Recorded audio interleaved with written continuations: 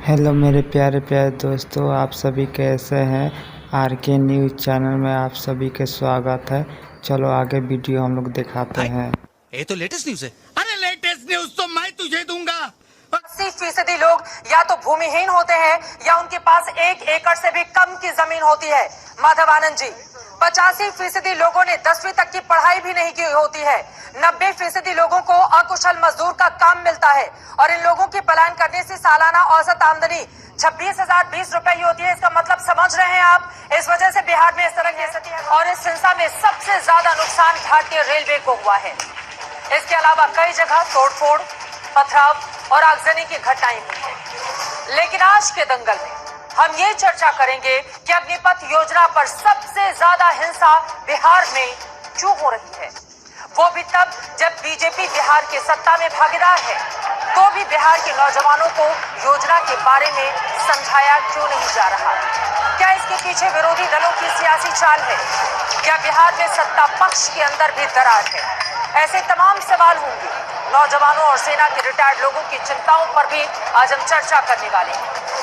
लेकिन पहले देख लेते हैं अग्निपथ पर देश भर की दंगल से जो स्थिति बनी हुई है उसको बताती हुई ये रखूं। आपने नहीं बताया कि बिहार में अगर सबसे ज्यादा आगजनी हुई है तो उसके पीछे की बड़ी वजह क्या है, वो मैं आपको बताती हूँ। और पूरा परिवार का कोई ना कोई सदस्य रोजी रोटी के लिए राज्य से बाहर पलायन करता है, ये बात आपको बतानी चाहिए।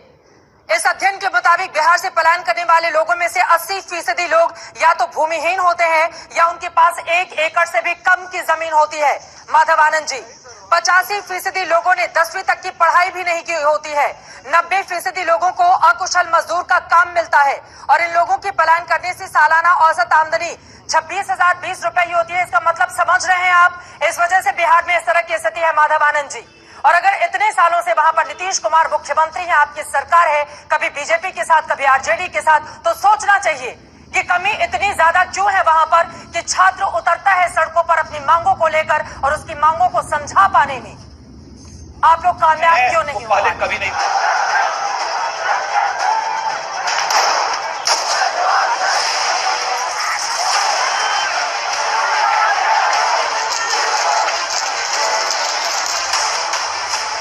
ये आंदोलन अब उपद्रव में बदल गया।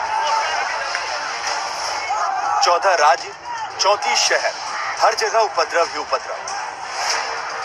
कल तक नौजवान प्रदर्शनकारी बात कर रहे थे, आज सिर्फ आग ही आग दिख रही थी। आंदोलन का चेहरा बिगड़ा तो बिगड़ता ही जा रहा है। हर जगह तोड़फोड़, लूट, पथराव, जाम। ट्रेनें फूकी जा रही हैं, रेल रूट जाम किए गए, दर्जनों ट्रेनें रद्द हुई, सैकड़ों ट्रेनें प्रभावित हुई, हाईवे जाम हुए, कहीं बुजुर्ग फंसे, कहीं स्कूली बच्चे दहशत में आए, कहीं ट्रेन यात्री की मौत ही हो गई। इस हिंसा में सबसे ज्यादा नुकसान रेल का हुआ। बात अपील से आगे निकलती दिख रही है, क्योंकि मामला रोजगार का है, नौजवानों का है, सेना के भविष्य का है। और तो और बिहार की सरकार में सियासी असंतुलन भी नजर आने लगा, क्योंकि इस योजना पर विपक्ष को तो ऐतराज था ही, अब सहयोगी दल भी अलग हो गए। केंद्र सरकार को अविलंब इस पर संज्ञान लेना चाहिए और इसके साथ साथ इस पर पुनर्विचार करना चाहिए।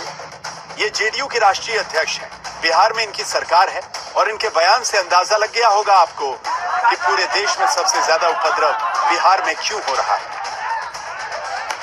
पटना, आरा, बक्सर, औरंगाबाद, सासाराम, गया, जमुई, खगड़िया, सुपौल, बगहा, पूर्णिया, बेतिया, लखीसराय, सीतामढ़ी, रक्सौल, मधेपुरा, मुंगेर, बेगूसराय, मुजफ्फरपुर, समस्तीपुर, दानापुर, हाजीपुर, औरैया और बेतिया, मतलब पूरा बिहार सुलग गया। सबसे ज्यादा ट्रेनें बिहार में फूकी गई, बीजेपी के दफ्तरों पर हमले हुए, तोड़फोड़ हुई।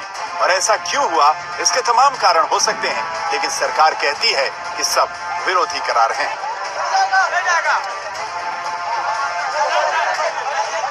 देखिए, ये अग्निपथ में युवाओं के कंधे पर बंदूक रख करके विपक्ष के लोग उन्हें भयभीत करने की कोशिश कर रहे हैं। विपक्ष के पास आगे कुछ नहीं है, उधर ईडी के अंदर घेराव हो रखा है, तो लोगों का गलत चीजें बताकर उनको भड़काया। दरअसल अग्निपथ योजना को लेकर सरकार ने जो दावे किए उस पर देश के नौजवानों को भरोसा नहीं हो पा रहा। उधर तीनों सेनाओं के प्रमुख बार बार कह रहे हैं कि स्कीम देश और नौजवानों के भले के लिए इसीलिए जारी रहेगी। स्कीम न सिर्फ युवाओं के लिए बल्कि राष्ट्र और भारतीय थल सेना तीनों के लिए फायदेमंद और जरूरी है। मुझे भरोसा है कि युवा बड़ी संख्या में भर्ती के लिए अप्लाई करेंगे। वायुसेना की भर्ती प्रक्रिया 24 जून से आरंभ होगी। एक्चुअली एक सिर्फ नौकरी का अपॉर्चुनिटी नहीं है। फौज एक सर्विस है, मतलब आप देश सेवा कीजिए और देश सेवा में तात्पर्य है तो आपको फौज में आना चाहिए। बहरहाल सरकार की ओर से ताजा कोशिश यही है कि पिछले 2 साल में जो सेना की भर्तियां नहीं हुई हैं और हजारों नौजवान जो लिखित, शारीरिक और मेडिकल टेस्ट पास करके ज्वाइनिंग का इंतजार कर रहे थे, उनके लिए सरकार ने फिर से परीक्षा देने के लिए अग्निपथ परीक्षा की ऊपरी सीमा में 2 साल की मोहलत बढ़ा दी, वो भी सिर्फ 1 साल के लिए। आज तक ब्यूरो। सरकार की अग्निपथ स्कीम को लेकर 3 दिन से प्रदर्शन हो रहा है। प्रदर्शन की शुरुआत भी बिहार से ही हुई और सबसे ज्यादा उपद्रव भी बिहार में ही हो रहा है। वैसे तो देश के 14-15 राज्यों से प्रदर्शन की तस्वीरें सामने आई हैं, लेकिन जितना उपद्रव बिहार में हुआ उतना किसी और राज्य में नहीं हुआ। तो इसके क्या कारण है कि सेना में सबसे ज्यादा भर्तियां बिहार से होती होंगी, इसीलिए प्रदर्शन भी बिहार में हो रहा है? तो ऐसा नहीं है। आपको इंडियन इंस्टीट्यूट ऑफ पॉपुलेशन का एक आंकड़ा दिखा देती हूँ जल्दी से। 15 मार्च 2021 को भारतीय सेना में कुल 13,40,953 जवान थे। ये आंकड़े आपको दिखा रहे हैं, जिनमें करीब 16% जवान अकेले उत्तर प्रदेश के हैं। इसके बाद 8%, जैसा कि आप देख पा रहे हैं 8%, 16% उत्तर प्रदेश से 8% पर आता है बिहार। बिहार से 8%, राजस्थान से, बंगाल, पंजाब और महाराष्ट्र भी आप देख रहे हैं, यहाँ से 7-7%, राजस्थान से 8% है, लेकिन बंगाल, पंजाब, महाराष्ट्र से 7-7, हरियाणा और उत्तराखंड से 5-5 और इसके अलावा अन्य राज्य आ जाते हैं। तो यहाँ पर बिहार दूसरे नंबर पर है, सबसे ज्यादा उत्तर प्रदेश। लेकिन सबसे ज्यादा हिंसा की खबर कहां से सामने आती है? बिहार से। इस लिहाज से भी अंदाजा लगाया जाए तो सेना में सबसे ज्यादा नौजवान उत्तर प्रदेश के होते हैं, बिहार दूसरे नंबर पर आता है। एक और तथ्य आपको हम बताएंगे, लेकिन उसके पहले इस वक्त एक बड़ी खबर आ रही है, सीधे उसका हम रुख कर लेते हैं। अग्निपथ स्कीम के खिलाफ हिंसा के बाद अब अलर्ट जारी किया गया है। ये बड़ी जानकारी इस वक्त निकलकर सामने आ रही है। खुफिया एजेंसियों ने राज्यों को अलर्ट किया है, कई राज्यों को अलर्ट किया गया है, क्योंकि स्थिति जिस तरह से बिगड़ती हुई चली जा रही है, खासतौर से केंद्र शासित प्रदेशों को भी अलर्ट पर रखा गया है। ये इस वक्त की बड़ी खबर।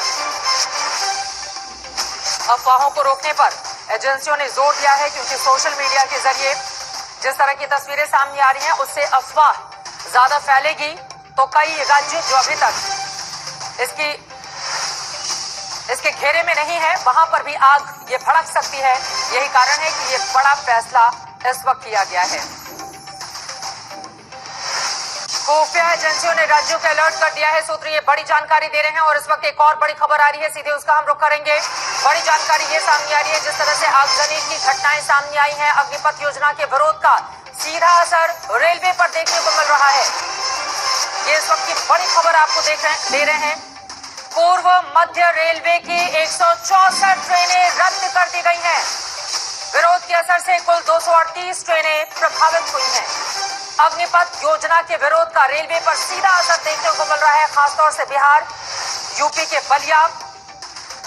अगर हम तेलंगाना, हैदराबाद जाएं तो वहां पर भी कुछ हिस्सों से इस तरह की खबरें सामने आई हैं। अग्निपथ योजना का सबसे ज्यादा असर ट्रेनों पर, इसी वजह से कई ट्रेनों को रद्द करना पड़ा है। जरा सोचिए, जिन मुसाफिरों को इस ट्रेनों से सफर करना था, उनके ऊपर इस वक्त क्या स्थिति होगी। लेकिन इन सब के इतर छात्रों को समझा पाने में क्या सरकार कामयाब नहीं हो पा रही है, या फिर छात्र किसी राजनीति का शिकार हो रहे हैं? कई ऐसे सवाल हैं जिसको लेकर दंगल में आज बड़ी चर्चा हम करने वाले हैं। इसी विचार के साथ फिर मुलाकात होगी अगले एपिसोड में एक और चौंका देने वाले केस के साथ।